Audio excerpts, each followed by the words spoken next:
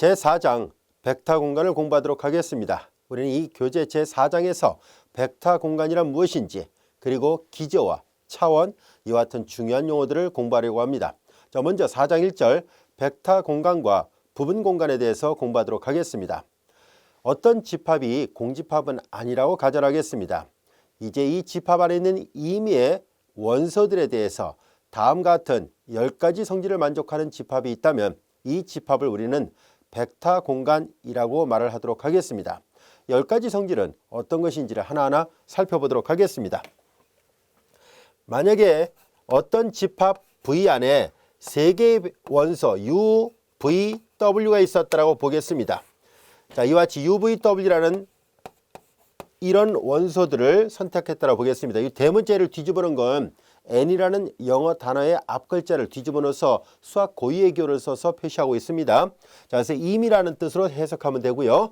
자, 이제 어떤 집합 안에 있는 임의의 원소 3개와 그리고 그다음에 임의의 상수, 보통 우리가 스칼라라 얘기를 할 텐데요. 임의의 상수를 우리 책에서는 C하고 D로 표시를 했습니다. 책의 기호와 맞춰서 표시해 보도록 하겠습니다. 상수 C, D에 대하여 다음 같은 10가지 성질이 성립하는지를 확인해 보도록 하겠습니다. 먼저 첫 번째는 이 V 안에 속하는 임의의 두 원소에 대한 덧셈에 대해서 다시 그 집합 안에 들어가는지를 알아보려고 하는데요. 이런 성질을 우리는 보통 덧셈에 대해서 닫혀 있다라고 얘기를 합니다. 그래서 이 집합이 덧셈 연산에 대해서 닫혀 있는지를 알아보려고 하고요. 그 다음에 이제 두 번째는 U 플러스 V와 그리고 V 플러스 U가 같아야만 합니다. 이런 성질을 우리는 덧셈 연산에 대해서 교환 법칙이 성립한다라고 얘기를 합니다. 덧셈에 대해서 교환이 가능할 것인가 하는 얘기고요. 그 다음에 세 번째, 결합 법칙이라 불려지는 것이 성립하는지를 살펴보겠습니다. U 플러스 V와 그리고 W를 더한 것은 V 플러스 W를 더한 거에다 다시 U를 더한 거하고 일치하는가 하는 얘기인데요. 이 3번 성질이 성립할 때를 결합 법칙이 성립한다라고 얘기를 합니다. 자, 이것은 하나하나 글을 써서 표시한다면 덧셈에 대하여 닫혀 있는지를 살펴보겠다는 얘기예요. 그리고 이것은 덧셈에 대한 교환 법칙이 성립하는지를 알아보겠습니다. 그리고 이것은 역시 덧셈에 대한 결합 법칙이 성립하는지를 보겠다는 뜻이에요. 자, 그리고 이제 네 번째, 다음 등호 관계를 만족하는 그런 원수가 존재하는지를 알아보겠습니다. 즉 U 플러스 제로가 다시 U가 되는, 그런데 이 2번 성질에 의하면 교환이 가능하니까 U 플러스 제로 또는 제로 플러스 U 같은 말로 사용할 수 있겠죠. 이 2번 성질로부터 하나를 더 쓸까요? 그래서 제로 플러스 U가 결국 U가 되는 이거인 제로가 다시 집합 V 안에 존재하는가 라는 것을 알아보겠습니다. 이렇게 되는 제로가 존재한다면 우리는 이 제로를 덧셈에 대한, 이건 물론 영벡터란 나중에 말을 하겠습니다만, 또는 다른 말로 덧셈에 대한 항등원이라고 얘기를 합니다.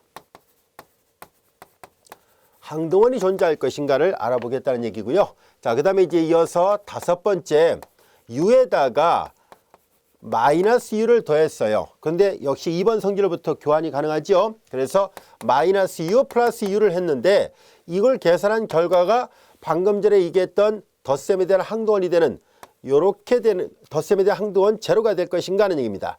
이렇게 되는 마이너스 U가 역시 V 안에 존재할 것인가 하는 얘기인데요. 이런 마이너스 V가 존재한다면, 마이너스 U가 존재한다면 이런 마이너스 U를 우리는 덧셈에 대한 역원이라 얘기를 합니다. 자, 그래서 일단 10가지 성질 중에 5가지를 살펴보면 덧셈에 대해서 닫혀 있는가, 덧셈에 대해서 교환 법칙이 성립하는가, 덧셈에 대해서 결합 법칙이 성립하는가, 덧셈에 대해서 항등원이 존재하는가, 덧셈에 대해서 역원이 존재하는가 라는 것을 우리가 확인을 해봐야 돼요. 이어서 다시 다음 같은 또 다른 5가지 성질을 마저 만족해야 되는데요. 우선 6번째, 앞서 C하고 D를 임의의 상수로 놨었죠. CU가 다시 그 집합 안에 들어가는가를 살펴보겠습니다. 이때 CU가 이 안에 속한다는 얘기는 앞서는 덧셈에 대해서 닫혀 있다라고 얘기를 했었다면 지금은 이런 형태의 곱셈을 스칼라 곱셈이라 얘기를 합니다. 스칼라 곱셈에 대하여 닫혀 있는가 하는 것을 알아보겠습니다. 스칼라 곱셈에 대해서 닫혀 있나요? 라는 얘기고, 그 다음에 7번째, 스칼라 곱셈에 대해서 분배 법칙이 성립하는지를 살펴보려고 합니다. CU와 V라는 두 개의 원소가 있었을 때 CU 플러스 CV, 이것은 스칼라 곱셈에 대하여 분배 법칙이 성립한다 라고 얘기를 합니다. 자, 그런데 이와 같은 스칼라 곱셈에 대한 분배 법칙은 두 개의 벡터, 나중에 벡터라 얘기를 할 거거든요. 두 개의 벡터 U와 V에 대해서 분배하는 경우도 있지만 두 개의 스칼라에 대해서 분배하는 경우도 있습니다. 우리는 임의의 상수 또는 스칼라라 불려지는 C하고 D에 대해서 이것을 이런 식으로 전개하는 것도 성립해야 되는데요. 이거 역시도 우리는 스칼라 곱셈에 대한 또 다른 형태의 분배 법칙이라고 얘기를 할 겁니다. 그 다음에 이제 9번째, 우리는 두 개의 스칼라를 더하는 것뿐만 아니라 곱하는 것까지도 생각해 보려고 하는데요. 이것은 DU를 먼저 계산하고 C를 나중에 하나, CU를 먼저 계산하고 D를 나중에 계산하나, 아니면 나중에 한꺼번에 U에다가 CD의 곱을 계산하나, 다 똑같은 경우예요. 그래서 이건 스칼라 곱은 아무거나 먼저 계산해도 상관없다는 뜻이에요. 그리고 이제 10번째, 우리는 U에다가 이 C가 1이 되는 특수한 경우를 생각합니다. U에다가 1을 곱한 것이 다시 U가 될 것인가 하는 얘기인데요. 이와 같은 10가지 성질을 모두 만족하는 공집합이 아닌 어떤 집합 V가 존재한다면 이 V를 이와 같이 5개의 덧셈 연산과 또 다른 5개의 스칼라 곱셈이 주어졌을 때 우리는 벡터 공간이라고 정의를 합니다. 그래서 우리는 이와 같은 조건을 모두 만족할 때 V를 보통 이제 이 V만 얘기하기도 하지만 항상 이 벡터 공간이라는 용어에 대한 정의는 덧셈과 스칼라 곱셈이 어떻게 약속되어 있느냐에 따라서 벡터 공간이 되기도 하고 안 되기도 합니다. 그래서 우리 책에서는 이런 기호 표기를 사용하지 않았습니다만 여러분들이 또 다른 책을 참고하다 보면 이런 기호를 표시한 책들도 덜어 있습니다. 집합하고 두 개의 연산을 같이 묶어서 하나의 벡터 공간으로 이해를 해보려고 합니다. 다시 말해서 벡터 공간은 연산도 중요합니다 라는 뜻을 강조한 거예요. 우리 책에서 그냥 단순하게 V로만 표시를 했습니다. 참고하시기 바랍니다. 자, 이제 선생님이 이제 이 두 개 연산이 중요하다는 것을 강조하기 위해서 이런 기호 표기도 같이 사용하도록 하겠습니다. 자, 이렇게 됐을 때 우리는 이 V를 벡터 스페이스라 얘기를 하고요. 우리말로 벡터 공간이라고 번역해서 쓰고 있습니다. 자, 이제 우리는 스페이스란 말을 앞으로도 즐겨 사용할 텐데요. 셋이란 말과 스페이스란 말은 확연하게 구별합니다. 수학에서 셋은 부분 집합들 사이의 연산, 즉 합집합, 교집합, 여집합, 차집합 이와 같은 연산만 정의된 데 비해서 스페이스란 말은 부분 집합이면서 각각의 구성 성분들 사이에 연산이 정의된 상태를 말합니다. 이와 같이 각각의 원소들 사이에 연산이 정의되어 있는 상태예요. 이렇게 연산이 다 정의되어 있는 상태, 이렇게 되어 있고 어떤 특정한 조건을 만족하면 무슨 스페이스 이렇게 얘기를 할 텐데요. 이 10가지 성질은 벡터가 갖고 있는 고유의 성질과 같다는 뜻에서 벡터 공간이라고 얘기를 합니다. 따라서 이 스페이스란 말이 붙어 있으니까 어떤 연산이 정의되어 있겠구나라는 것을 이 용어 뜻으로부터 알 수 있습니다. 자, 이제 우리는 이렇게 해서 이 10가지 성질을 만족하는 집합이 있다면 그 집합을 벡터 공간이라 한다는 것을 알게 됐습니다. 여기까지 이해되셨습니까? 자, 우리 책에 나와 있는 것을 하나 쭉 복수 삼아 살펴보면 이렇게 덧셈에 대해서 닫혀 있고 교환법칙, 결합법칙, 항등원, 이역원, 스칼라 곱셈에 대해서 닫혀 있고 그리고 분배법칙, 그리고 이렇게 분배법칙, 곱셈은 아무나 해도 상관없다는 얘기고 1을 곱해도 자기 자신이 된다는 것, 이렇게 되는 것들을 통틀어서 우리는 벡터 공간이라 합니다 라는 것을 알 수 있었습니다. 이건 하나의 용어에 대한 정의예요. 가끔 학교 시험 문제에 벡터 공간을 정의하시오 라고도 말을 합니다. 그래서 이 10가지 성질을 모두 만족하는 집합이 있다면 그 집합을 벡터 공간이라 한다는 것을 잘 알아두세요. 자, 여기 보면 4번 성질을 볼까요? 덧셈에 대한 항등원이 존재합니다 라는 말과 5번 성질 덧셈에 대한 역원이 존재합니다 라는 것을 살펴봤었는데요. 우리는 이 정의를 좀 더 자세하게 살펴본다면 다음같이 항등원이 유일하게 하나밖에 없고 역원도 유일하게 하나밖에 없다는 것을 보일 수 있습니다. 그래서 우리는 다음 같은 정리를, 책에는 그냥 저자가 글로 이렇게 써놓았던 부분인데요. 강조하기 위해서 선생님이 정리를 해서 따로 표시해 놨습니다. 자, 이제 이와 같이 항등원 제로와 그리고 역원 마이너스 1은 유일하게 하나밖에 없다는 것을 살펴보려고 합니다. 그리고 한 가지 더 덧붙여서 얘기를 하도록 하겠습니다. 이 벡터 공간이라는 용어를 이제 이해하게 됐으니까 벡터 공간 안에 속하는 모든 원소들을 우리는 다 통틀어서 이제 앞으로 벡터라 얘기를 합니다. 이 벡터라는 용어 뜻 자체 잘 이해를 해두세요. 벡터 공간 안에 있는 모든 원소는 앞으로 다 벡터라 말을 하겠습니다 라는 뜻이에요. 자, 그래서 이제 우리는 얘네들을 이제 앞으로도 이제 할 때 U벡터, V벡터 이런 식으로 표현하도록 하겠습니다. 자, 항동원과 여건이 유일하다는 것을 증명해 보려고 하는데요. 증명 어렵지 않습니다. 하나하나 살펴볼까요? 우리는 항동원이 하나 더 있다라고 가정할 거예요. 그랬더니 기존에 있던 항동원 제로 벡터와 똑같다라는 것을 보임으로 해서 유일하다는 것을 보일 것이고요. 같은 방법으로 여건 마이너스 U 벡터와 또 다른 여건이 하나 더 있다라고 가정했을 때 그 여러 가지 성질들, 이와 같은 벡터 공간에 갖고 있는 고유의 성질을 적용해 본 결과 결국 같습니다라는 것을 보임으로 해서 유일하다는 것을 증명하도록 하겠습니다. 자, 이제 우리는 이 10가지 성질을 적절하게 활용을 할 거예요. 그래서 항동원이 유일하다는 것을 보이도록 하겠습니다. 우리는 항동원이라는 것은 정의 자체가 여기 나와 있죠. 4번 성질, 이것이 항동원이었었습니다.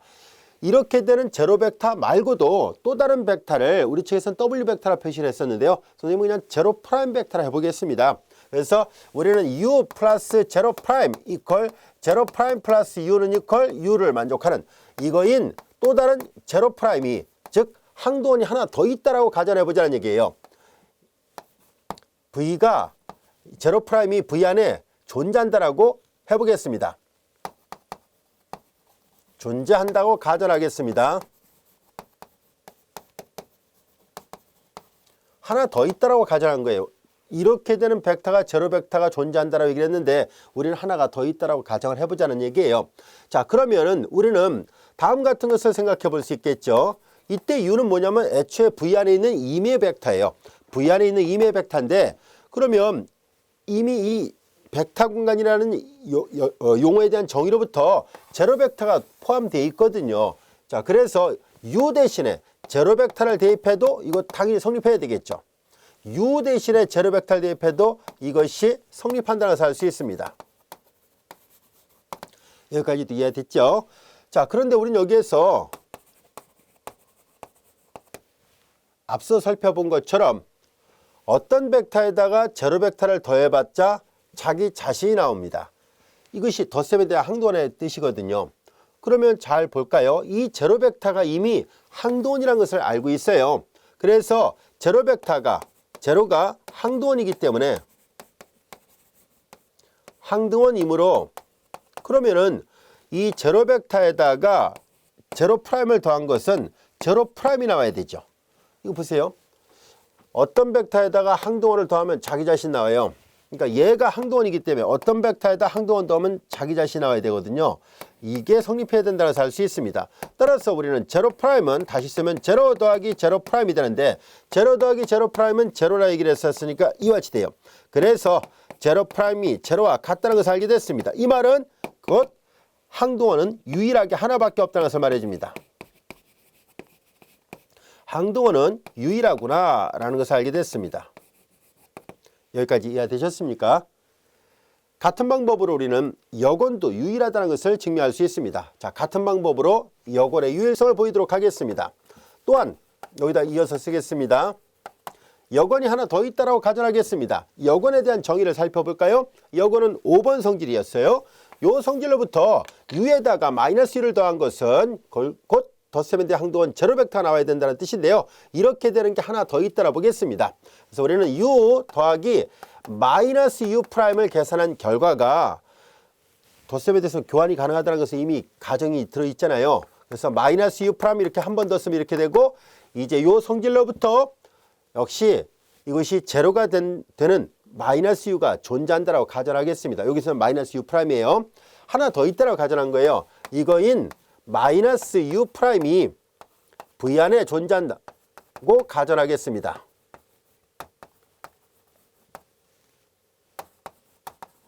여기까지 이해됐죠? 앞서 했던 것과 비슷합니다. 항동원이 유일한 걸 보일 때도 하나가 더 있다라고 보고서 이제 증명했던 것처럼 여건도 하나가 더 있다라는 라고 가정하고 문제를 풀려고 합니다. 그랬더니 결국 같아집니다 라는 것을 얘기하려고 해요. 자, 이제 우리는 마이너스 u는 이미 u가 보다시피 여건이에요. 자, 그런데 우리는 여건의 정의는 여러분들이 보다시피 이런 관계를 만족해야 되고, 앞서 우리가 배웠던 것처럼 4번 성질로부터 어떤 벡터에다 제로 벡터를 더하면 자기 자신 나오죠. 그걸 사용하도록 하죠. 마이너스 u 플러스 제로는 자기 자신이 됩니다. 이해됐죠? 그런데 마이너스 u 플러스 이 제로 벡터는 이 등호 관계를 당연히 만족해야 된다고 할 수 있습니다. 여기까지 이해됐죠? 이걸 당연히 만족합니다라는 얘기예요. 자, 그래서 주어진 식을 다시 한번 살펴보니까 여기는 u 더하기 마이너스 u 이렇게 되는데요. 근데 우리는 뭘 할 생각이냐면 요 u 대신에 이걸 대입해도 상관없겠죠. 이것도 어차피 제로니까요. 그래서 u 더하기 마이너스 u 프라임, 여기를 u 더하기 마이너스 u 프라임으로 바꿔서 생각해 보도록 하죠. 여기까지 이해됐죠? 이거 어차피 제로 벡터입니다. 위에 가정으로부터. 자, 우리는 방금 전에 여기 3번 성질에서 결합법칙이 성립한다라고 얘기를 했었으니까 우리는 얘네들을 결합을 시켜서 다시 한번 생각해 보도록 하죠. 이 뒤에 두 개를 먼저 더하고 나중에 이걸 더했었는데, 이제는 앞에 첫 번째와 두 번째를 먼저 더하겠습니다. 마이너스 u 플러스 u 플러스 마이너스 u 프라임이 같이 되고요. u 더하기 마이너스 u 꼴 있잖아요. u 더하기 마이너스 u 제로 벡터가 됩니다. 앞에 거는 제로 벡터 더하기 마이너스 u 프라임이 될 것이고, 어떤 벡터에다 제로 벡터 더해도 자기 자신이 나온다라고 얘기를 했었으니까 다 계산하니까 마이너스 u 프라임이 나왔습니다. 근데 마이너스 u하고 마이너스 u 프라임이 같다는 얘기잖아요. 결과적으로 확인해 본 결과 하나 더 있다라고 가정했는데 결국은 그게 역시 여건이었구나 하는 것을 알게 됐습니다. 그래서 확인해 본 결과 마이너스 u 프라임과 마이너스 u가 같기 때문에 여건은 유일하다는 것을 알게 됐습니다. 여건도 유일합니다. 여기까지가 됐죠. 그래서 항등원하고 여건은 오직 하나밖에 없습니다. 이해되셨죠? 자, 이번에는 앞으로도 이제 자주 쓰게 되는 연산인데요. 다음 같은 성질이 성립한다는 것을 확인해 보도록 하겠습니다. 여기 위에 좀 지울게요. 자, 여기 보다시피 u 벡터에다가 임의의 어떤 벡터관에 속하는 u 벡터에다가 제로를 곱하게, 스칼라 곱셈을 하게 되면 이게 제로 벡터가 됩니다 하는 얘기고요. 그 다음에 마찬가지로 어떤 스칼라에다가 제로 벡터를 곱을 했어요. 그러면 역시 제로 벡터가 나온다는 얘기고, 마이너스 u는 이거와 같습니다 하는 얘기예요. 자, 그래서 이거는 앞으로도 자주 사용할 텐데요. 앞서 여기 얘기했던 요 6번, 즉 스칼라 곱셈에 대해서 닫혀 있다는 성질하고 관련이 있는데요. 저 말은 1번과 2번이 말하고자 하는 것은 무슨 뜻이냐면은, 이 스칼라가 제로가 되거나 또는 이 벡터가 제로가 되면 둘 중에 하나라도 제로가 되잖아요. 그러면 이 벡터는 당연히 제로 벡터입니다는 얘기예요. 그리고 이 화면상으로는 잘 구별이 안 되지만 여러분들 책을 보면 잘 구별이 돼 있어요. 여기는 얇은 글씨체로 되어 있고요. 여기는 굵은 글씨체로 되어 있어서 이게 벡터라는 뜻으로 사용하고 있습니다. 그래서 이거는 숫자 상수 0이었지만 얘는 벡터, 제로 벡터를 뜻합니다. 오른쪽도 제로 벡터, 이거 제로 벡터예요. 이것만 숫자 0이에요. 자, 이제 이와 같은 성질이 왜 성립할까 하는 것을 알아보려고 합니다. 자, 그래서 여기 좀 지워보도록 할게요. 조금 전에 증명했던 것과 유사한 방법입니다. 자, 여기 있는 성질들을 적절하게 활용을 할 텐데요. 자, 1번 살펴보도록 하죠. 자, 제로 u 벡터는 여러분들이 다시 잘 살펴본다면 제로는 이렇게 쓸 수 있잖아요. 자, 이게 벡터 공간 V 안에 속하는 모든 벡터에 대해서 이걸 다 만족하는 항등원이 존재한다고 했었으니까 u 대신에 제로를 집어넣어도 이게 다 성립합니다. 즉 제로 더하기 제로는 제로예요. 자, 그래서 이 제로 대신에 제로 더하기 제로를 대입할 수 있고, 그 다음에 요 8번 성질을 적용합니다. 분별할 수 있겠죠? 분별한다면은 이 식은 제로 u 더하기 제로 u가 된다고 할 수 있습니다. 이제 우리는 주어진 식의 양변에다가 여기 5번 성질을 적용합니다. 이 벡터와 부가 반대가 되는 또 다른 벡터, 즉 여건이라 불려지는 마이너스 u를 양변에 더해버리면 이게 제로 벡터가 되거든요. 그래서 우리는 주어진 식의 양변에다가 제로 u에다가 마이너스 제로 u를 더해보겠습니다. 자, 그러면 이 식의 양변에다가 마이너스 제로를 더하는 거예요. 제로 u 더하기 제로 u 그리고 플러스 마이너스 제로 u가 됐어요. 이해됐죠? 요 두 식에다가 양옆에다 똑같이 마이너스 제로 u를 더한 것 뿐입니다. 이거 지웁니다. 자, 이제 그리고 주어진 식에서 이 식의 좌변은 여기 있는 이 성질로부터 이게 제로 벡터가 됩니다. 따라서 좌변은 제로 벡터가 될 것이고 그 다음에 이제 여기에서 결합 법칙을 적용하도록 하겠습니다. 제로 U 그리고 제로 U 더하기 마이너스 제로 U가 되는데요.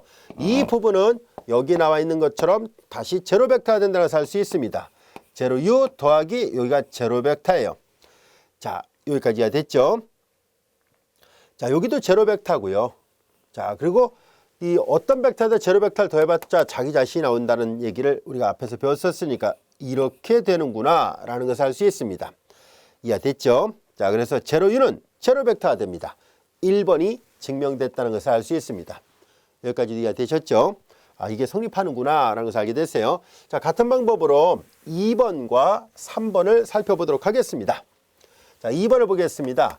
비슷해요. 0에다 제로 벡터를 더한 것은 왜 제로 벡터가 될 것인가 하는 얘기인데요. 자, 동일한 방법으로 계산해 보도록 하겠습니다. 자, 우리는 제로 더하기 제로를 할 생각이에요. 조금 아까 설명했던 것과 같은 논리예요.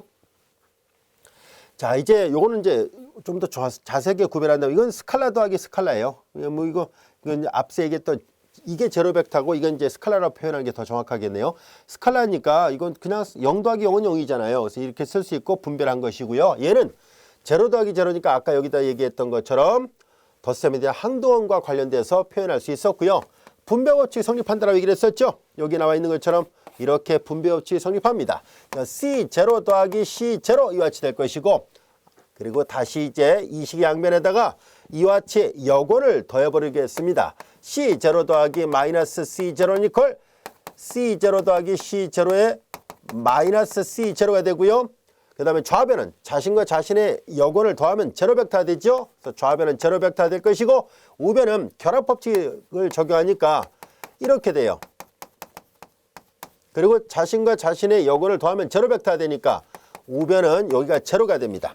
그리고 어떤 벡터에다 제로 벡터를 더하면 자기 자신이 나온다라고 얘기를 했었으니까 그래서 여기도 C0 이와 같이 됐습니다. 그래서 2번도 똑같이 성립한다는 것을 알 수 있습니다. 여기까지도 이해되셨죠? 자, 그 다음에 이제 세 번째를 증명하려고 합니다. 세 번째는 우리는 다음 같은 것을 계산해 보도록 할까요? U에다가 마이너스 1 U를 더해 보겠습니다. 그러면 여기 나와 있는 요 스칼라 곱셈에 대한 분배 법칙이죠. 자, 이렇게 되어 있는 것은 U가 공통인수니까 마치 묶어낸 것과 똑같죠. 좌변이 우변이 되는 것처럼 우변은 좌변으로 다시 바꿔 쓸 수 있습니다. 그래서 얘네들은 1 플러스 마이너스 1 U로 쓸 수 있고요.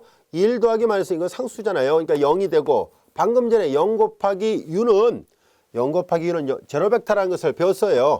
이게 제로 벡터가 되는구나 하는 것을 알 수 있습니다. 그러면 여기 썼다가 지웠습니다만은 바로 덧셈에 대한 역원의 역할을 하잖아요. 바로 우리가 요 마이너스 1 U가 곧 마이너스 U가 된다는 것을 알 수 있습니다. 왜냐면은 U 더하기 마이너스 U 이 값이 제로이거든요. 근데 U 더하기 얘를 해도 제로가 된다고 했고 역원이 갖고 있는 유일성 때문에 방금 전에 유일성 증명했잖아요. 역원도 유일하다라고 얘기를 했었으니까 그러니까 결국 이 모양이나 이 모양은 같을 수밖에 없다는 것을 알게 됐습니다. 이해되셨죠? 자, 그래서 이런 성질이 다 성립합니다 라는 것을 알게 됐습니다.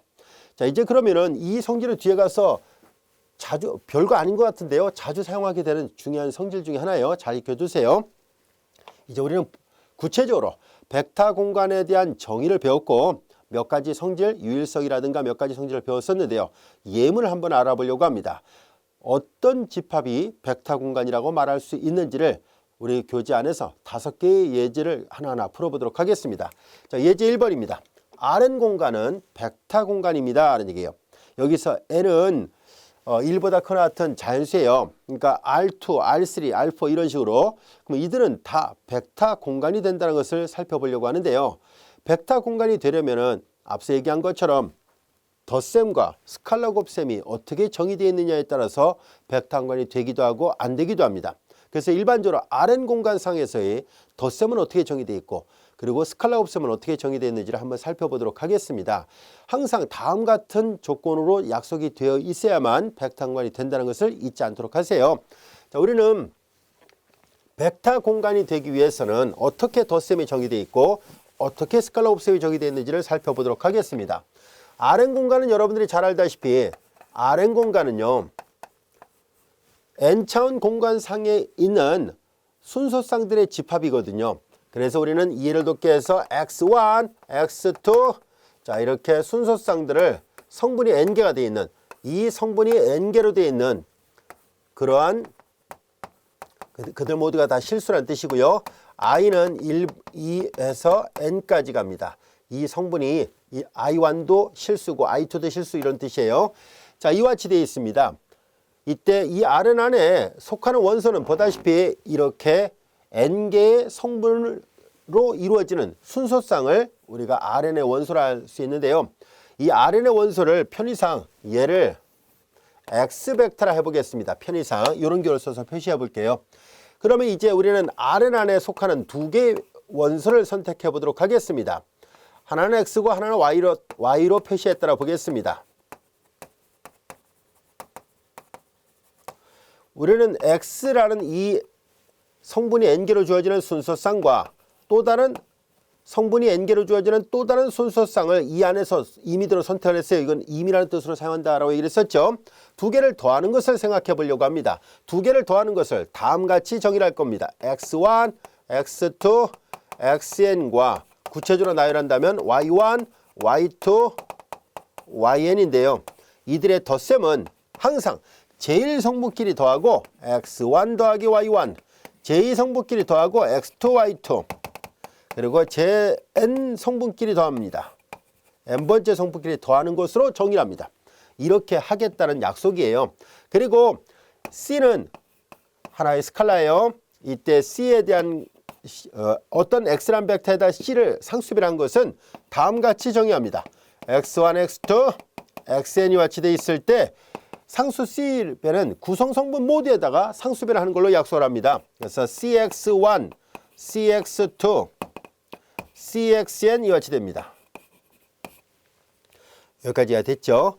자, 이렇게 해서 우리는 덧셈 연산과 스칼라 곱셈을 이렇게 하기로 하겠습니다라는 얘기예요.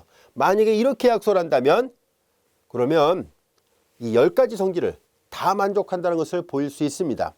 자, 하나하나 살펴보도록 할까요? 우선 덧셈에 대해서 닫혀 있고 스칼라 곱셈에 대해서 닫혀 있다라는 아까 1번 성질과 6번 성질은 이미 해결이 됐네요. 왜냐하면 얘네들의 구성 성분은 다 뭐예요? 얘네들은 다 구성 성분은 x1부터 xn 실수이고 같은 논리로 y1부터 yn도 실수였거든요. 실수끼리 덧셈을 해도 당연히 실수죠. 그러니까 각각의 구성 성분이 모두 다 실수니까 x 벡터와 y 벡터의 합은 나중에 벡터 공간이 되니까 이제 편의상 지금부터 벡터라 말을 할게요. 원래는 이제 다 확인하고 그래서 벡터다라고 얘기를 해야 되는데 그냥 지금 편하게 이제 x 벡터, y 벡터라 표현해 보도록 하겠습니다. 자, 이제 우리는 이것은 Rn 안에 속한다는 것을 알 수 있습니다. 왜냐면 Rn의 모양을 그대로 만족하거든요. 같은 방법으로 얘네들도 뭐예요? 실수에다 스칼라별을 해도 당연히 실수가 되죠. 그리고 구성 성분이 모두 n개가 있다는 것을 알 수 있고 그래서 얘도 Rn의 원소가 맞다는 것을 알게 됐습니다. 그래서 덧셈에 대해서 닫혀 있고 스칼라 곱셈에 대해서 닫혀 있다는 두 가지 성질은 이미 끝났습니다. 이제 나머지 8개의 성질이 성립하는지를 확인해 봐야 되겠죠. 그래서 우리는 나머지 8개의 성질을 이제 검토를 해보도록 하겠습니다. 번호 1번 동그라미 할게요. 1번부터 8번까지가 성립하는지 보겠습니다. 먼저 첫 번째, 교환이 가능한지를 알아보도록 하죠. 그래서 X벡터와 Y벡터를 더하려고 하는데요. 자, X하고 Y를 더한 것은 이런 모양이지요. 그래서 X1 플러스 Y1, X2 플러스 Y2, 그리고 xn 플러스 yn이 같이 되어 있고요. 근데 x1부터 xn, y1부터 yn은 모두 다 실수입니다. 실수는 당연히 덧셈에 대해서 교환 법칙 가능하거든요. 그래서 각각의 성분을 교환할 수 있다는 것을 알 수 있어요. y2 플러스 x2 그리고 yn 플러스 xn이 같이 되어 있습니다. 자, 그런데 이 덧셈의 정의는 각각의 성분끼리 더해서 만들었으니까 얘가 이렇게 됐다면 얘를 이렇게도 바꿔놓을 수 있겠죠. 그래서 얘네들을 다시 바꿨으면 y1, y2 그리고 yn, x1, x2, xn이 같이 된다는 것을 알 수 있습니다. 여기까지 이해됐죠? 그러면 얘네들은 y벡터라고 표시했었고 얘네들은 x벡터라 했었으니까 보다시피 교환 법칙이 성립했다는 것을 알 수 있습니다. 이어서 두 번째 결합법칙은 성립하는가 하는 얘기인데요. 하나가 더 있었다라 보겠습니다. 편의상 Z라는 알파벳을 써서 하나를 더 표시해 보도록 하죠. 자, X라는 벡터는 X1, X2, XN이고요. 자, Y하고 Z의 합은, 자, 이제 이렇게 두 벡터의 덧셈은 이렇다라고 이미 알고 있으니까 이걸 번거롭게 여러 번 쓰지 말고 한 번에 써보겠습니다. Y1 플러스 Z1, Y2 플러스 Z2 이렇게 되겠죠. YN 플러스 ZN 이와 같이 됩니다. 여기까지가 됐죠. 그 다음에 다시 이 두 개의 벡터의 덧셈이니까 두 개의 벡터의 덧셈은 이렇게 쓴다라고 얘기를 썼으니까 여기서 다시 한번 살펴보면 이렇게 쓸 수 있습니다. X2 플러스 Y2 플러스 Z2예요. XN 플러스 YN 플러스 ZN이죠. 여기까지도 이해됐습니까? 여기 나와 있는 이런 여러 가지 예문은요, 보통 학교에서 과제물로 많이 냅니다. 그래서 예제 1번만 이렇게 자세하게 설명을 할게요. 나머지는 비슷한 논리를 반복하면 되니까요, 동일하게 사용하면 됩니다. 그래서 예제 1번은 이제 벡터공간이라는 것을 처음 배우려다 보니까 좀 더 깊이 있게 하나하나 다 설명하도록 하겠습니다. 자, 이제 여기에서 어렵진 않습니다. 10가지 성질이 맞다는 것을 보이는 것 뿐이거든요. 자, 여기서 결합법칙이 성립하죠. 왜냐하면 실수는 당연히 덧셈에 대해서 결합법칙이 성립하니까 이렇게 쓸 수 있습니다. X2 플러스 Y2 플러스 Z2가 되고요. 그 다음에 여기도 마찬가지로 결합법칙이 성립하니까 XN 플러스 YN 그리고 플러스 ZN 이와 같이 쓸 수 있습니다. 그 다음에 앞에서 했던 것처럼 이 두 개를 더한 게 이렇게 됐다면 얘네들을 이렇게 두 개의 합으로 분리할 수 있겠죠. X1 플러스 Y1, X2 플러스 Y2, XN 플러스 YN 이와 같이 될 것이고 Z1 그리고 Z2 그리고 ZN 이와 같이 쓸 수 있습니다. 얘네들이 바로 앞에서 얘기했던 것처럼 X벡터와 Y벡터의 합의 형태가 된 것이고요. 뒤는 Z벡터 형태라는 것을 알 수 있습니다. 이 사실로부터 우리는 자연스럽게 결합법칙이 성립하는구나 라는 것을 알 수 있습니다. 자, 이제 우리는 덧셈에 대해서 항등원은 존재하는지 또한 여건은 존재하는지를 살펴보도록 하죠. 항등원과 여건의 존재성을 알아보겠습니다. 우리는 이제 3번 보기 제로벡터를 제로로 놓겠습니다. 이 구성성분은 n개가 있었다라 보겠습니다. 그럼 일단 제로벡터는 Rn의 원소 있죠. 여기까지 이해됐죠? 이제 우리는 이 제로벡터가 바로 이 일반적인 이런 X라든가 Y 이미 어떤 벡터에 대해서 이 Rn 공간에 항등원 역할을 한다는 것을 보이도록 하겠습니다. 자, 그래서 우리는 X벡터에다가 제로벡터를 더하겠습니다.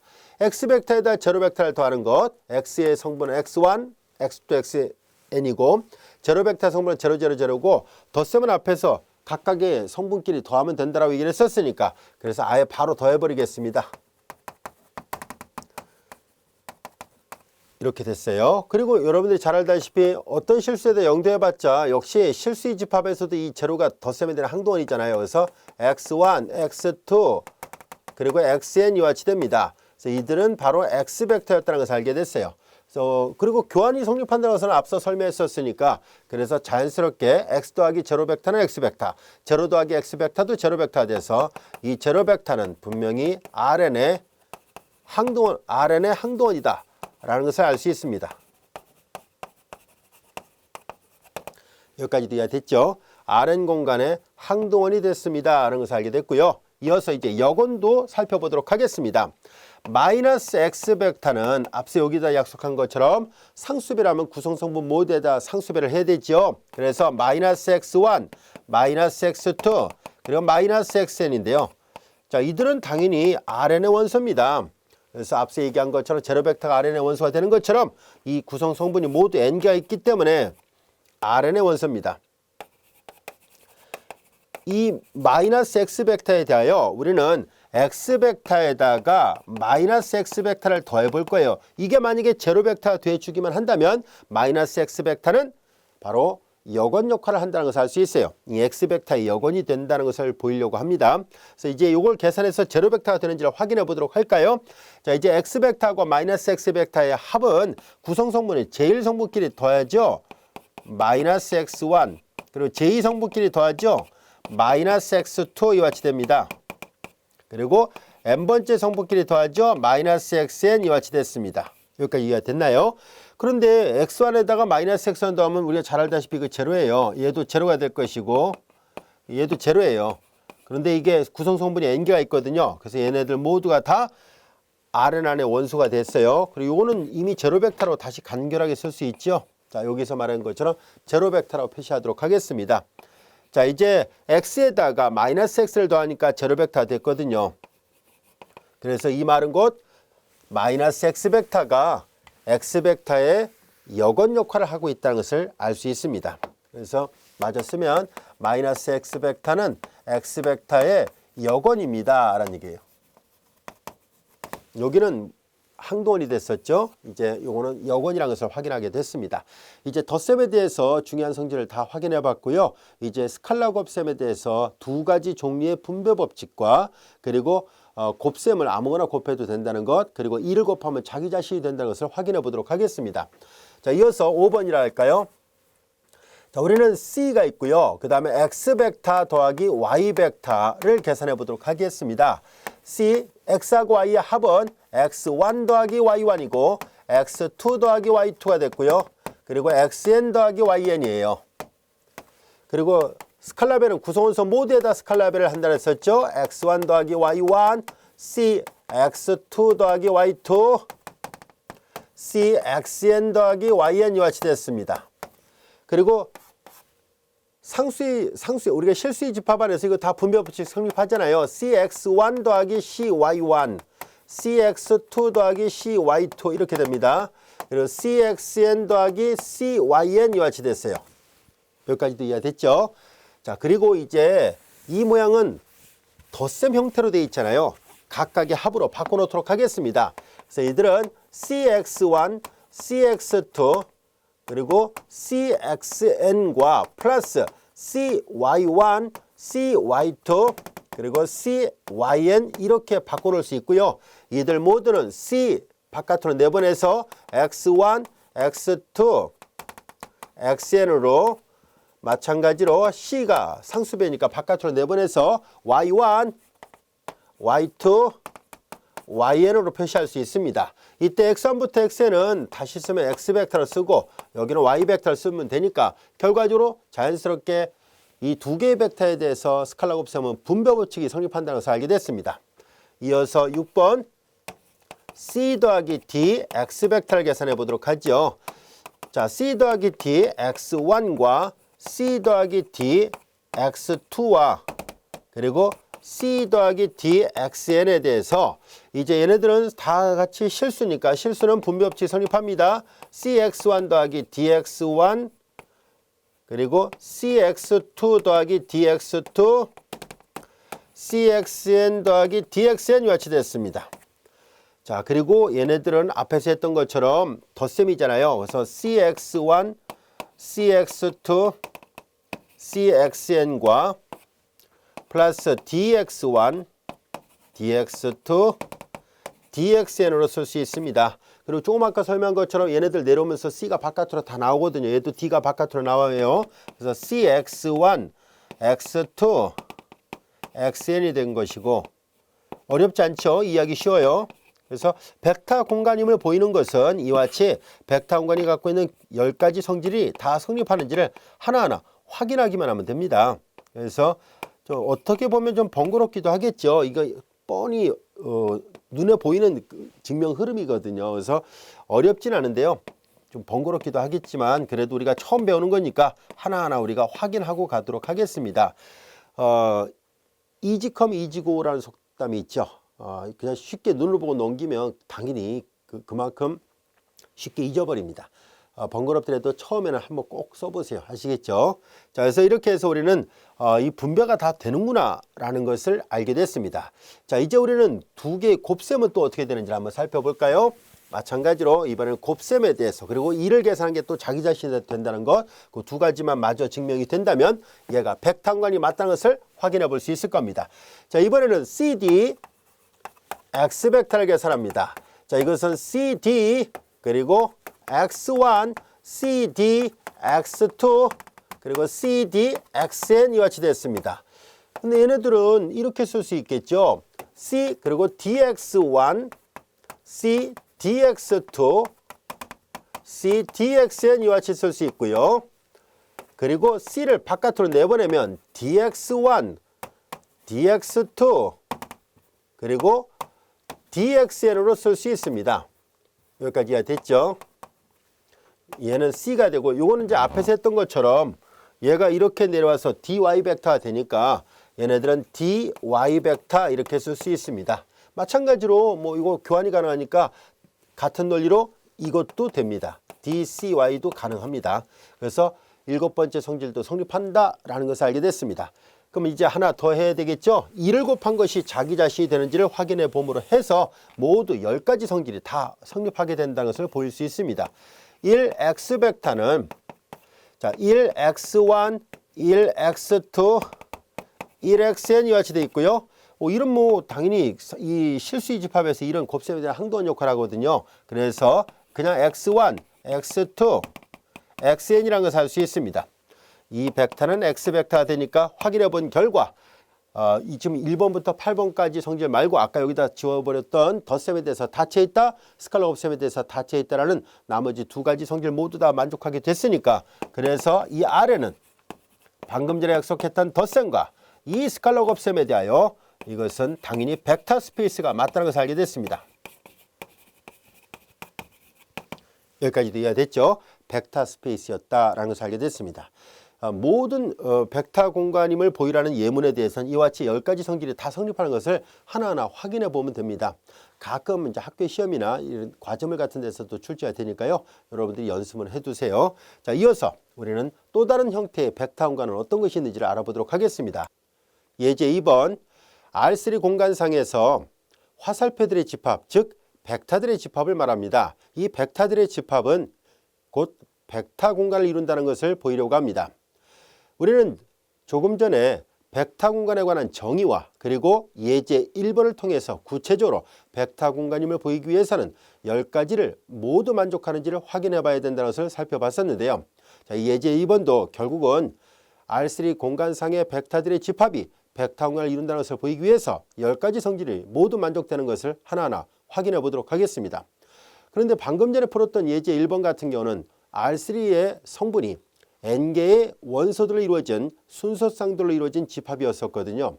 그래서 구체적으로 수학적인 표현이 가능했기 때문에 그들끼리의 덧셈 그리고 상수배, 교환, 결합 이런 것들을 하나하나 다 꼼꼼하게 확인해 보면서 풀 수 있었습니다. 하지만 지금 풀려고 하는 것은 말 그대로 화살표, 즉 벡터잖아요. 그래서 시각적인 어떤 표현만 있다 보니까 그림으로밖에는 설명할 수가 없겠네요. 그래서 그림을 그려가면서 하나하나 우리는 예제 2번이 결국은 즉 벡터들의 집합이 벡터 공간을 이룬다는 것을 보이도록 하겠습니다. 먼저 이런 U벡터가 주어져 있다고 보고요. 또한 이렇게 되는 V벡터가 있었다고 가정해 보겠습니다. U하고 V 두 개의 벡터의 덧셈은 여러분들이 이미 앞에서 배웠어요.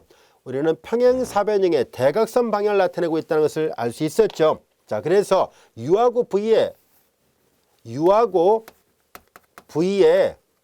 두 벡터의 합은 이와 같이 이웃하는 두 개의 벡터에서 이루어지는 평행사변형의 대각선 방향을 나타내고 있다는 것을 알 수 있고요. 이거 역시도 여러분들이 보면 알 수 있듯이 화살표 형태로 표시가 되어 있잖아요. 그래서 결과적으로 얘도 R3 공간상의 벡터가 맞습니다 라는 것을 알 수 있습니다. 자, 이제 덧셈에 대해서 닫혀 있다는 것을 확인했습니다. 이제 그러면 덧셈에 대한 나머지 4가지 조건이 성립하는지를 하나하나 확인해 보겠습니다. 교환은 가능할 것인가, 결합법칙은 성립할 것인가, 항도원은 존재하는가, 그리고 역원은 존재하는가 등등을 알아보려고 하는데요.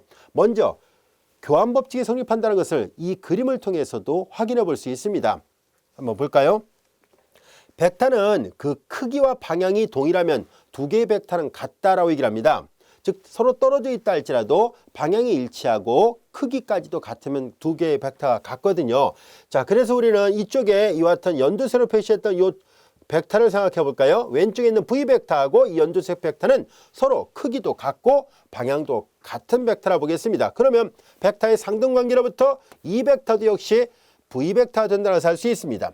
자, 그러면 이제 그림을 볼까요? U로 갔다가 다시 V로 가는 벡터가 이 주황색 벡터거든요. 그래서 이제 우리는 U벡터 더하기 V벡터가 바로 이 주황색 벡터가 됐다는 것을 알 수 있습니다. 자, 이번에는 같은 논리를 적용할까요? 이번에 이 파란색 벡터를 하나 생각해 보도록 하겠습니다. 이 파란색 벡터는 그림으로 보면 알 수 있듯이 U 벡터하고 크기도 같고 방향도 같은 벡터라는 것을 알 수 있죠. 그래서 얘도 U 벡터가 되겠구나 라는 것을 알 수 있습니다. 자, 그럼 이 점에서 출발해서요. V로 갔다가 다시 U로 가도 여전히 U 더하기 V 벡터를 구할 수 있다는 것을 알 수 있습니다. 자, 그래서 이제 이 벡터는 V로 먼저 갔다가 그리고 U로 가는 벡터가 됐죠. 자, 이제 보세요. 결국 이 두 개가 같으니까 색깔을 서로 구별했습니다만 색깔 무시하고 그냥 썼다고 가정한다면 U 더하기 V하고 V 더하기 U는 같구나라는 것을 알 수 있습니다. 그래서 교환이 가능하다는 것을 이 그림을 통해서 우리가 확인해 볼 수 있었습니다. 자, 이번에는 결합법칙이 성립한다는 것을 보이도록 하겠습니다. 결합법칙이 성립하는 것을 알아보기 위해서 우리 교재에도 나와 있는 그림처럼 이렇게 세 개의 벡터를 연달아서 이렇게 표현해 보도록 하겠습니다. 자, 이제 그렇다면 우리는 U하고 V를 먼저 더한 벡터를 생각해 보려고 하는데요. U 더하기 V 벡터는 이와 같이 표현되는 이쪽에서 U하고 V를 더했으니까 이 벡터는 이렇게 연두색으로 표시한 것처럼 이렇게 가는 벡터가 같습니다. 자, 이제 U 더하기 V 벡터에다가 결합법칙이 성립하는지를 확인해 보려는 거예요. 이 벡터에다가 W 벡터를 더하도록 하겠습니다. 이렇게 가는 벡터에다 W 벡터를 더하게 되면은 자, 그 벡터를 빨간색으로 표시해 볼게요. 바로 이 벡터라는 것을 알 수 있죠. 이 벡터가 여기에 나와 있는 이 표현으로 표시되는 벡터입니다. 자, 이번에는 다음 같은 것을 한번 해보도록 할까요? 이번에는 U 벡터에다가 다음 두 개의 벡터를 더해 보도록 하겠습니다. V에서 W로 가는 벡터를 더해버리면 이렇게 되는 파란색 벡터가 되겠죠. V에서 W로 가는 벡터를 더했습니다. 그러면 U에다가 V 더하기 W가 되죠. V 더하기 W. 자, 이렇게 더해도 자, 보세요. U에다가 파란색을 더해도 빨간색이 나오죠. 그리고 연두색에다 하얀색 W 벡터를 더해도 빨간색 벡터가 되니까 결국 두 개의 벡터가 같다는 것을 알 수 있습니다. 이 말은 곧 결합법칙이 성립한다는 것을 말해줍니다. 결합법칙이라는 것은요. 같은 연산에 대해서 아무거나 먼저 더해도 상관없는 경우를 말합니다. 덧셈에 대해서 결합법칙이 성립한다는 것을 확인해 볼 수 있었습니다. 자, 이제 그렇다면 덧셈에 대해서 닫혀있고 교환법칙이 성립하고 결합법칙이 성립한다는 것을 알게 됐으니까 그러면 항등호는 존재하는지를 알아보려고 합니다.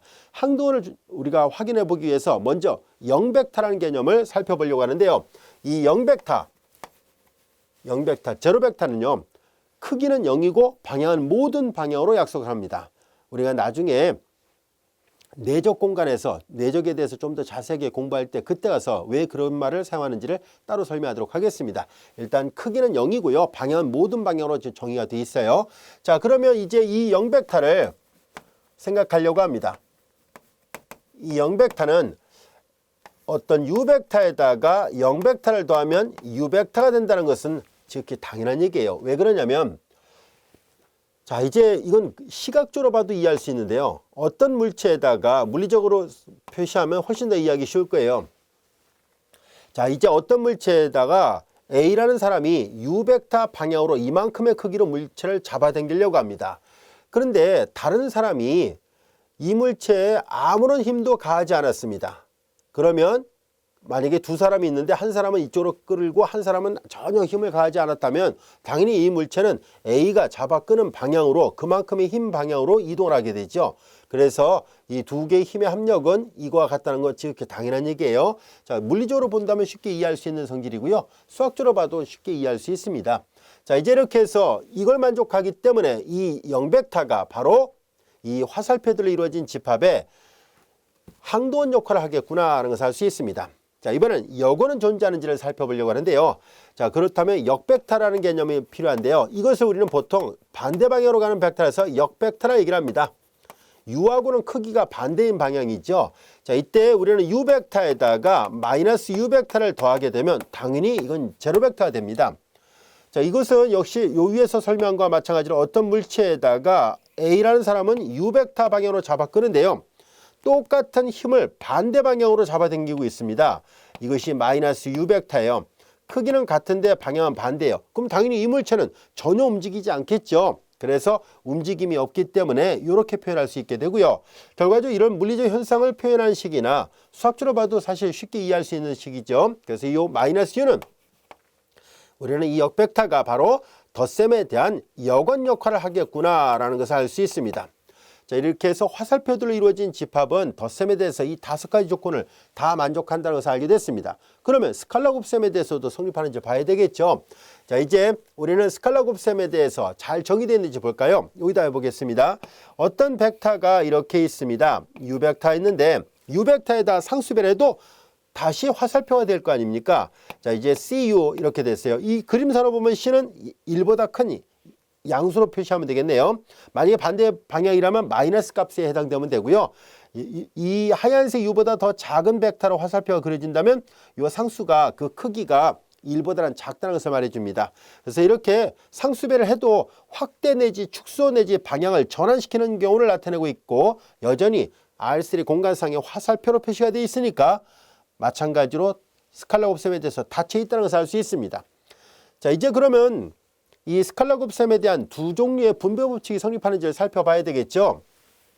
우리는 U 벡터와 V 벡터를 더한 다음에 상수배를 한 것은요. 이것은 각각의 상수배를 해서 더하는 것과 같다는 것을 확인해 보려고 하는데요. 그림으로 볼까요? 자, 이제 U 벡터 이렇게 있고 V 벡터 이렇게 있습니다. 자, 이제 이 C라는 벡터는 편의상 크기를 비교하기 좋게 하기 위해서 C를 2로 보겠습니다. C를 2로 본다면은 그러면 이제 우리는 뭐라 할 생각이냐, 이 우변과 좌변이 같은지를 봐야 되잖아요. 우선은 이 덧셈의 합부터 먼저 생각해 보겠습니다. 자, 그러면 두 개의 벡터를 더한 것은 U 더하기 V는 여기 있고요. 거기다 C배를 했다는 얘기는 2배를 했다는 얘기거든요. C를 편해서 2라 놓읍시다. 그림 그려서 비교하기 좋게요. 자, 그래서 이 길이의 2배 정도를 이 정도 해보겠습니다. 자, 이렇게는 이 주황색 벡터가 2배 U 더하기 V라 놓겠습니다. 여기까지 이해됐죠? 그것이 우변과 같을까요? 라는 얘기인데요. 자, 이제 우리는 이 U 벡터를 2배를 늘리겠습니다. U 벡터를 2배로 늘리게 된 것을 노란색 벡터로 표시해 볼게요. 대략 이 정도 2배 U 벡터입니다. 그 다음에 이번에는 보라색으로 V 벡터를 2배 늘려보겠습니다.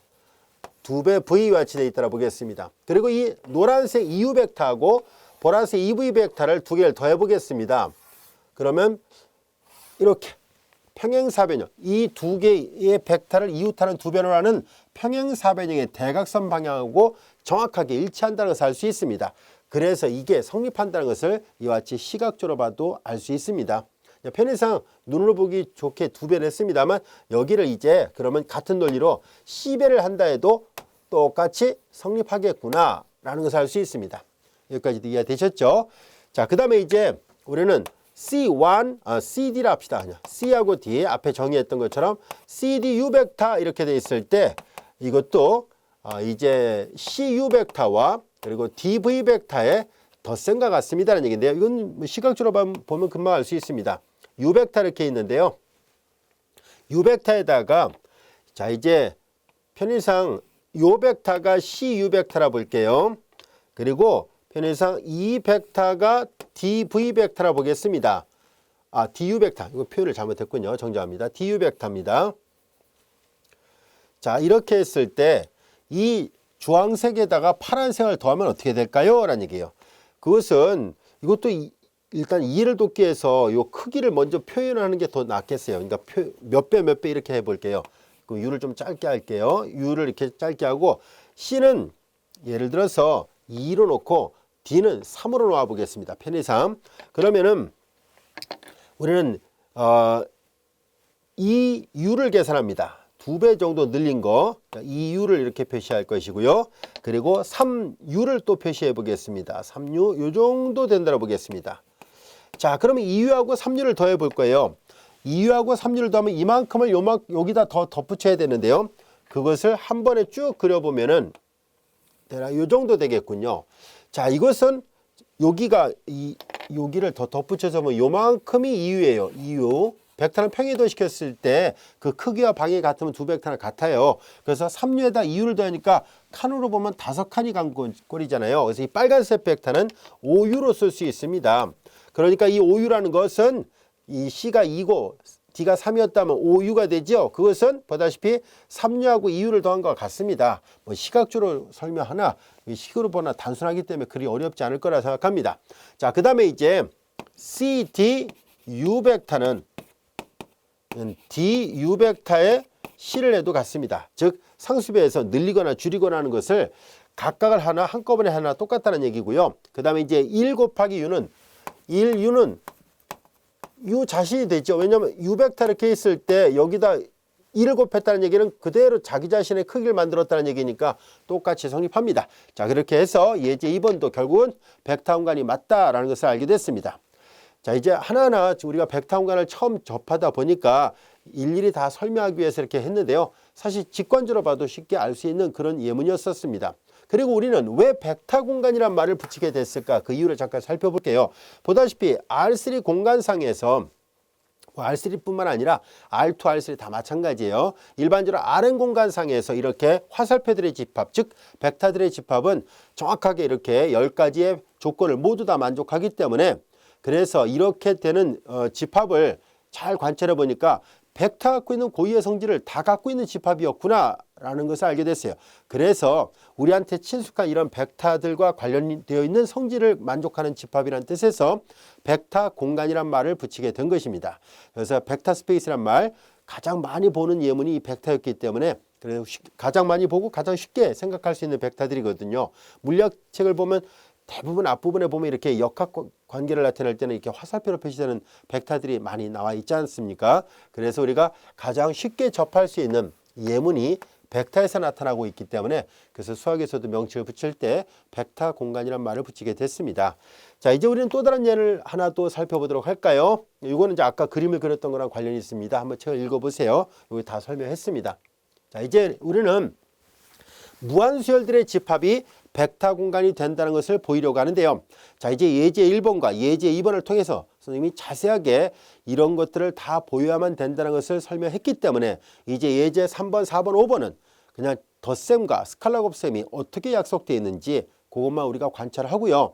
그로 인해서 나머지 8가지 성질은 여러분들이 쉽게 응용할 수 있을 거라 생각하고 생략하도록 하겠습니다. 자, 그래서 우리는 덧셈에 대해서 어떻게 약속되어 있는지 스칼라 곱셈이 어떻게 약속되어 있는지 그것만 관찰을 해보도록 하겠습니다.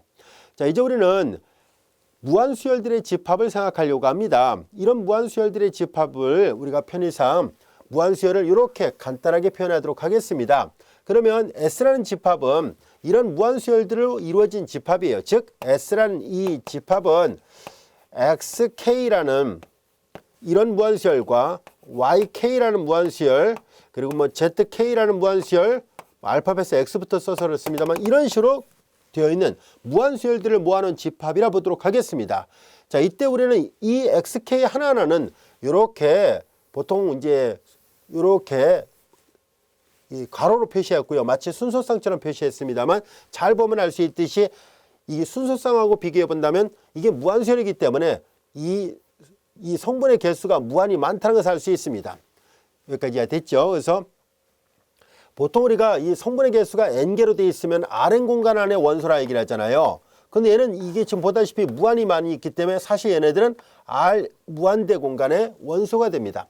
이 교는 아직 안 나왔습니다만 좀 익숙하진 않겠습니다만 보통 다른 책에서는 이렇게도 많이 표시합니다. 자, 결과적으로 얘는 그래서 무한 차원 안에 이 차원이란 말은 뒤에 가서 배웁니다. 무한 차원 안에 있는 형태로 간주합니다. 즉 수열을 무한 차원 안에 원소로 생각하기도 하거든요. 자, 아무튼 요건 이제 아직 교과 순서상 안 나온 기호 표기니까요. 가볍게 보세요. 자, 이제 우리는 S라는 집합은 이렇게 돼 있을 때 덧셈을 다음같이 약속하도록 하겠습니다. XK와 YK의 덧셈을 다음같이 정의할 생각이에요. XK 자체가 이런 꼴로 되어 있어야 되겠죠. 그리고 여기 뭐 책에서는 YK, ZK라 썼군요. 그럼 YK, ZK 기호 표기를 맞춰 보겠습니다. 자, 이제 YK하고 ZK를 생각해 볼까요? YK는 이 무한 그 순서상이 성분의 개수가 무한계로 되어 있는 그런 식이에요. 자, 여기에서 보면 Y-2, Y-1, Y0, Y1, Y2, 이렇게 되어 있고요. 그 다음에 이제 이어서 플러스 역시 마찬가지로 Z라는 첨자를 써서 Z라는 기호를 써서 표시한 것 뿐이에요. Z-2, Z-1, Z0 그리고 Z1, Z2 이렇게 되어 있는 수열들의 합은 다음같이 하기로 정의합니다. 요 등호는 약속한 거죠. 이와 같은 무한수열들의 집합에서는 덧셈을 이렇게 하기로 합시다라고 약속을 한 거예요. 뭐냐면은 같은 첨자를 갖는 곱끼리만 더합니다. 자, 그래서 우리는 여기서부터 쓸게요. y-1 플러스 z-1, 요거 더합니다. y0 플러스 z0. 얘하고 얘를 더하니까 y1 플러스 z1. 이런 식으로 같은 위치에 있는 것끼리만 더해서 표시하는 걸로 이 두 수열의 합을 약속하도록 하고요. 그리고 스칼라 곱셈은 상수배라는 것은 비슷합니다. 구성원소 모두에다 상수배를 할 생각입니다. 그래서 CYK에 대한 약속은 다음같이 하기로 하자는 얘기입니다. 이 수열의 상수배에 대한 약속은 상수 C가 바깥에 있고요. 그 다음에 역시 쭉 가서 Y-2, Y-1, Y0, Y1, Y2 이렇게 있을 때 자, 이제 구성원소 모두에다 다 스칼라배를 하는 걸로 약속을 할 거예요. 그래서 얘네들은 CY-2, CY-1, CY0, CY1, CY2와 같이 됐습니다. 여기까지 이해됐죠? 그리고 이것은 보통 간결하게 이렇게도 많이 씁니다. CYK로 표시를 할 거예요. 자, 그리고 얘도 그럼 마찬가지로 그렇게 표시할 수 있습니다. 얘네들도 이 정의로부터 이 무한수열들의 각각의 합은 합쳐서 YK 플러스 ZK 이런 식으로 표시할 수 있습니다. 여기까지도 이해됐죠? 자, 이렇게 덧셈과 스칼라 곱셈을 약속하게 되면 이 수열들의 집합도 당연히 벡터함관이 됩니다. 일단 지금 확인해 본 것처럼 덧셈에 대해서 닫혀 있었고 스칼라 곱셈에 대해서 닫혀 있었잖아요. 교환이 가능할 것인가 하는 것은 뭐 눈으로 그냥 바로 볼 수 있어요. 그렇죠? 그리고 결합법칙이 성립하는 것도 역시 마찬가지로 여기다가 XK를 하나 더 덧붙여 놓고 어느 걸 먼저 더해도 상관없다는 것을 알 수 있고요. 그 다음에 여기서 덧셈에 대한 항도는 어떤 것일까요? 그것은 바로 모든 성분이 0으로 되어 있는 그런 편의상 이렇게 표시를 하도록 할게요. 첨자는 뭐 여기도 다 똑같이 써놨으니까 형식적으로만 이렇게 써놓고요. 얘네들은요 구성 성분이 다 0으로 되어 있는 것들로 이루어진 수열입니다. 그래서 이와 같은 성분이 0으로 되어 있는 이런 수열이 바로 덧셈에 대한 항도원 역할을 합니다. 역원 역할하는 것은 뭐가 있을까요? 그것은 자 이제 YK를 갖고 얘기를 한다면 마이너스 YK 상수배가 있잖아요. 그래서 마이너스 YK가 바로 덧셈에 대한 역원 역할을 합니다. 이것은 마찬가지로 마이너스 Y 마이너스 1, 마이너스 Y0, 마이너스 Y1 이렇게 되어 있는 것을 성분으로 갖는 수열을 말합니다. 자, 이렇게 하면은 덧셈에 대한 항도원도 존재하고 역원도 존재합니다. 그리고 스칼라 곱셈에 대한 성질 뭐 생략하도록 할게요. 그래서 확인해 본 결과 무한수열들로 이루어진 집합도 덧셈과 그리고 스칼라 곱셈을 이렇게 약속하니까 벡터 공간이 되더라라는 것을 알게 됐습니다. 그럼 이와 같은 무한수열들은 주로 어떨 때 활용될 수 있을까 하고 살펴보면은 우리 교재에서 저자가 이와 같은 것은 이산 신호체계 같은 것을 다루려고 할 때 이런 무한수열을 이용하기도 합니다라는 것을 설명하고 있습니다.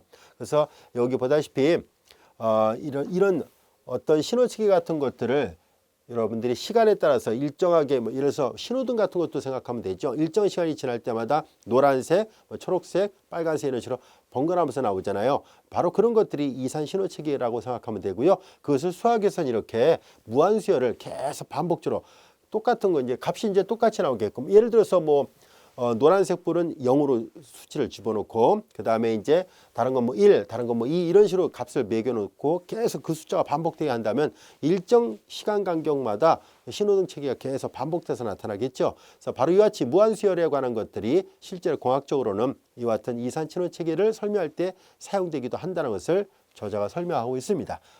이해되겠죠? 자, 이어서 우리 예제 4번을 볼까요? 예제 4번은 다항식들로 이루어진 집합에 대해서 생각해 보려고 합니다. 자, 여기 보다시피 P는 폴리노미알의 약자를 쓴 것입니다. 우리말로는 다항식으로 번역해서 쓰고 있고요. 자, 이제 요 밑에 첨자에는 이 차수가 n을 넘지 않는 즉 기껏해야 n차가 최대 차수가 되도록 하는 그런 다항식을 우리는 Pn이라고 표시하도록 하겠습니다. 이런 다항식들로 이루어진 집합이 Pn인데요. 구체적으로 다항식은 폴리노미알을 쓰고 독립변수를 T로 표시한 것뿐입니다. 자, 이제 여기 보면은 자, 여기 나와 있는 것처럼 이 P라는 이렇게 구체적으로 쓸까요? 얘네들은 뭘 나타내냐면 저쪽에 표시한 것처럼 PT로 이루어진 것, PT라는 요 다항식들로 이루어진 집합을 말합니다. 여기서 T는 임의의 실수를 나타내고요. 그리고 이 PT의 모양을 살펴보면 오름차순으로 표시했습니다. A0 플러스 A1 T의 1승, A2의 T의 2승, AN의 T의 N승 이렇게 돼 있고요. 그 다음에 이제 여기에서 A0부터 A0, A1 그리고 AN도 그리고 T도 다 같이 실수값입니다. 자, 이렇게 되면 이 PT는 뭐냐면은 N차 이하의 다항식들로 이루어진 집합을 말합니다. 그래서 이 Pn은 N차를 넘지 못하는 다항식들로 이루어진 집합인데요. 자, 여기에서 덧셈을 어떻게 정의하고 스칼라 곱셈을 어떻게 정의하느냐에 따라서 얘가 벡터함관이 되기도 하고 또 안 되기도 합니다. 그럼 벡터함관이 되게 하려면 어떻게 됩니까 하면 덧셈을 다음같이 정의하도록 하겠습니다. 우리는 N차 이하의 다항식들로 이루어진 집합이 Pn이었었으니까 Pn 안에 두 개의 다항식을 선택하도록 하겠습니다. 즉 임의의 Px, Pt와 그리고 Qt 소문자로 써서 표시할게요. 자, 이제 이것이 Pn이라는 N차 이하의 다항식들로 이루어진 집합 안에서 두 개의 다항식을 선택했다고 보겠습니다. 자, 이제 우리는 이 두 다항식의 덧셈은 다음같이 약속을 할 것입니다. 이때 PT는 A0 플러스 A1T 플러스 A2T의 제곱 AN의 T의 N승이었었고요. 그 다음에 Q는 편의상 B라는 알파벳을 써서 표시할게요. B0 플러스 B1T 플러스 B2의 T의 제곱 BN의 T의 N승 이렇게 되어 있을 때 자, 이제 두 다항식의 덧셈은 같은 동량끼리 묶어서 표시하도록 하겠습니다. 즉 A0 상수항은 상수항끼리 A0 플러스 B0와 A0 플러스 B0와 A1 플러스 B1T 그리고 A2 플러스 B2T의 제곱 그리고 AN 플러스 BN의 T의 N승 형태로 약속하도록 하겠습니다. 요 등호는 정의입니다. 그래서 두 N차 이하의 다항식들의 합은 이렇게 하기로 약속할 것이고 그 다음에 스칼라 곱셈에 대한 정의입니다. C배를 한다는 것은 C A0 플러스 A1T AN의 T의 N승 이렇게 되는 것은 모든 성분에다 다 상수 C배를 하는 걸로 약속을 합니다. 그래서 CA0 플러스 CA1T 그리고 CAN T의 N승으로 정의하도록 하지요. CAN T의 N승으로 정의할 것입니다. 자, 이렇게 해서 여기도 역시 정의입니다. 자, 이렇게 덧셈에 대해서 이렇게 약속을 하고 스칼라 곱셈에 대해서 이렇게 약속을 하게 되면 나머지 8개 성질 역시 똑같이 성립합니다. 그래서 생략하도록 하죠. 그래서 N차 이하의 다항식들로 이루어진 집합도 역시 벡터 공간이 됩니다. 라는 것을 알 수 있습니다. 자, 이어서 우리는 연속 함수들로 이루어진 집합이라든가 이와 같은 것들도 생각해 보려고 하는데요. 자, 이제 예제 5번을 보겠습니다. V가 집합 D, 이 집합 D는 정역을 D라 표시했다고 보면 됩니다. 즉 정역 D 위에서 정의된 어떤 함수들로 실함수들로 이루어진 집합을 V라 했을 때 다음같이 덧셈과 스칼라 곱셈을 약속하게 되면 V도 역시 벡터 공간이 됩니다라는 것을 살펴보려고 합니다. 덧셈과 스칼라 곱셈이 어떻게 정의되어 있는지만 알아보도록 하겠습니다. 자, 이 문제는 뭐냐면 D가 정역이고요.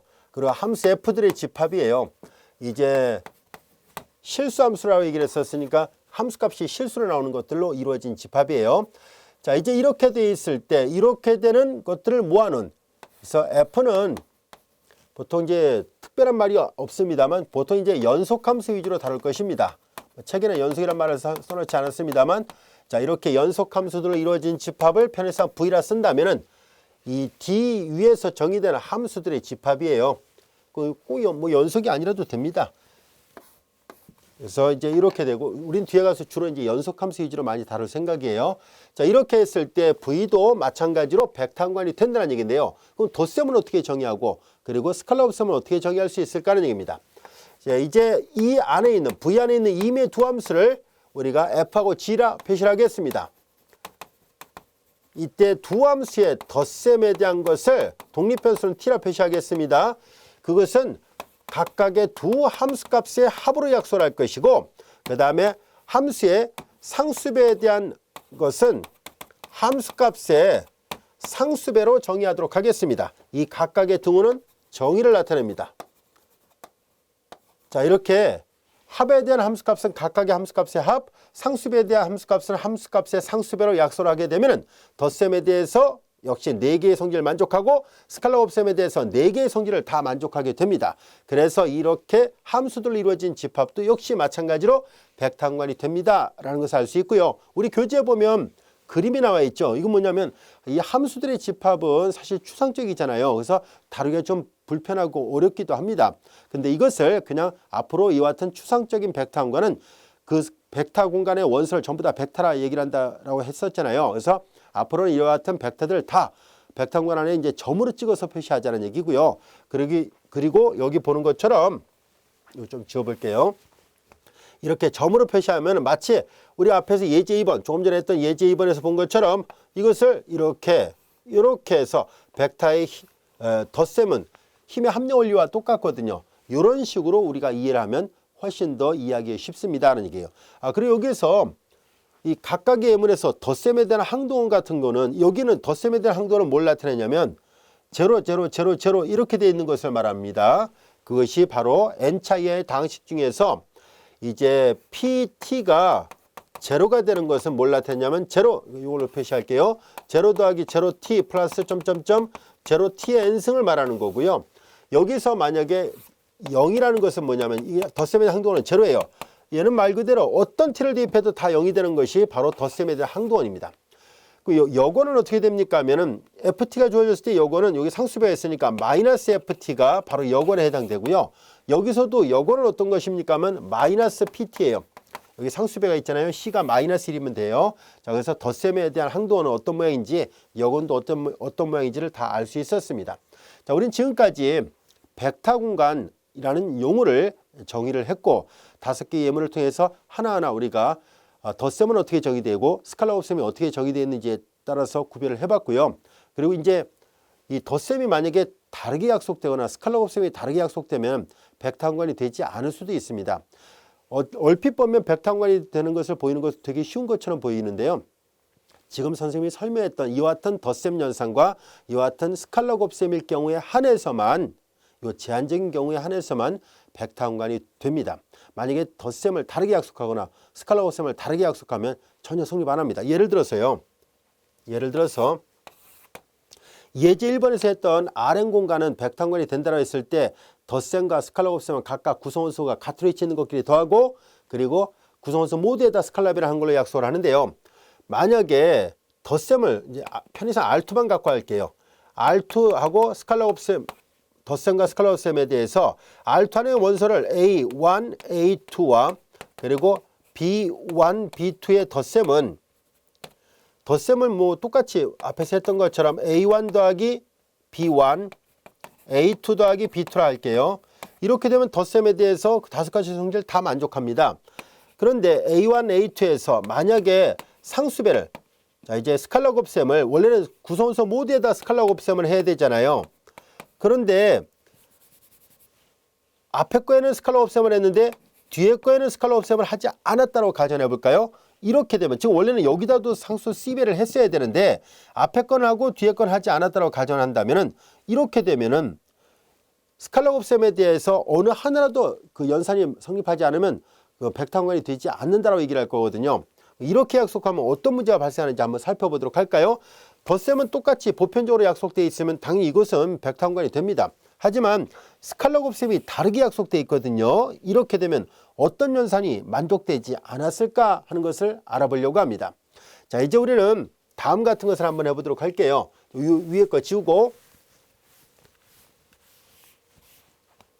스칼라 곱셈에 대해서 우리가 먼저 교환이 되는가, 그리고 결합법칙이 성립하는가, 이 덧셈에 대해서는 그 교환이 되는가, 결합법칙이 되는가, 항동원이 있는가, 역원이 있는가 조사하면 이게 다 성립합니다. 이제 스칼라 곱셈에 대해서 분배법칙이 성립하는지를 확인해 보도록 하겠습니다. 자, 분배법칙은 성립할 것인가 하는 얘기고, 또한 곱셈에 대해서 성립하고 2를 곱하면 자기 자신이 되는지도 알아보도록 하겠습니다. 자, 그래서 우리는 A1, A2 이 벡터와 B1, B2 벡터를 더하고 상수 C배라는 것을 조사를 하고요. 그런 다음에 이게 성립하면은 그 다음에는 C 플러스 D 그리고 A1, A2가 성립하는지 보고 이게 또 되면 C, D, A1, A2가 되는지를 또 성립하는지 보고 이게 또 되면 이제 이런 것도 확인해 보도록 하겠습니다. 자, 이제 그냥 편에서 이렇게 약속한 것 뿐이에요. 아시겠죠? 자, 그럼 이제 볼까요? 이게 성립하는지를 한번 확인해 보도록 하겠습니다. 앞에만 상수배하고 뒤는 상수배하지 않았을 때 이들 중에서 어느 하나라도 성립하지 않는다면 성립하지 않는다라고 얘기를 할 거거든요. 자, 우선 얘네들 계산해 보겠습니다. C, A1 플러스 B1 그리고 A2 플러스 B2가 됐습니다. 자, 그 다음에 이 상수배는 이건 덧셈은 이렇게 잘 정의되어 있잖아요. 그 다음에 스칼라 곱셈은 앞에 것만 상수배한다 했었으니까 C, A1 플러스 B1이고 뒤에 거는 그대로 있습니다. 자, 이와 같이 됐어요. 여기까지 이해가 됐죠?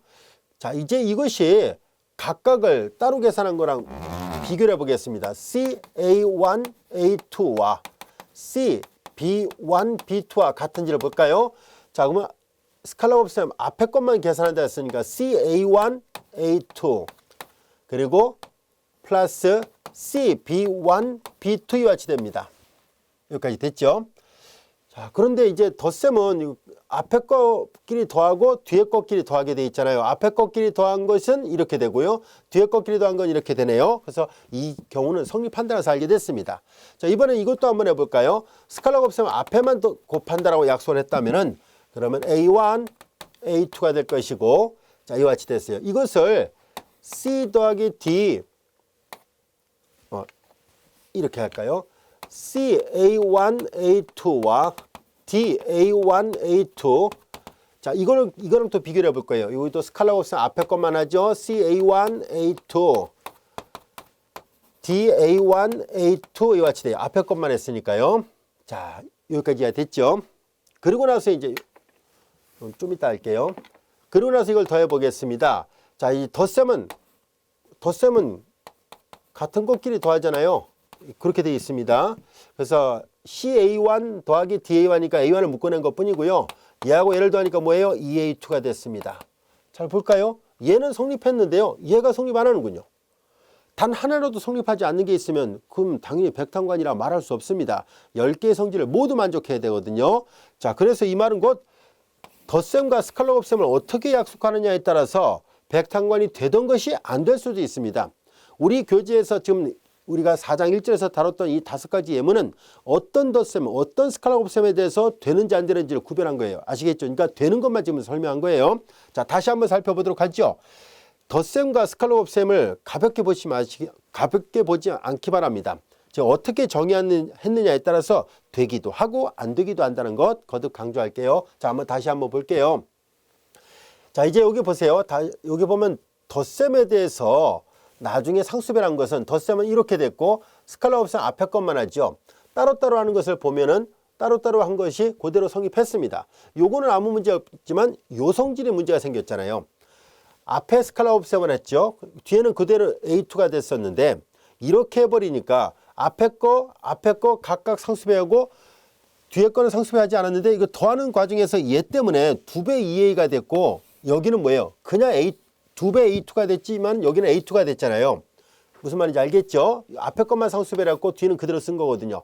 그래서 원래 이게 성립해야 되잖아요. 즉 어떤 벡터에다가 C 더하기 D의 U 벡터는 C U 벡터 더하기 D U 벡터 이게 돼야 되는데 좌변과 우변이 일치하지 않으니까 성립하지 않았다는 것을 알게 됐습니다. 이해됐죠? 그래서 이렇게 약속하면 백탕관이 되지 않는다는 것을 알게 됐습니다. 자, 그래서 우리는 이 예제 1번부터 5번까지 있는 성질들은요, 여러분들이 덧셈은 어떻게 돼 있고 스칼라 곱셈은 어떻게 되어 있는지를 잘 알아두세요. 요 조건 하에서만 이와 같은 집합들이 백탕관이 된다는 것을 확인해 볼 수 있었습니다. 자, 이어서 이제 우리는 부분 공간은 또 어떻게 정의되고 어떤 예문들이 있는지를 알아보도록 하겠습니다.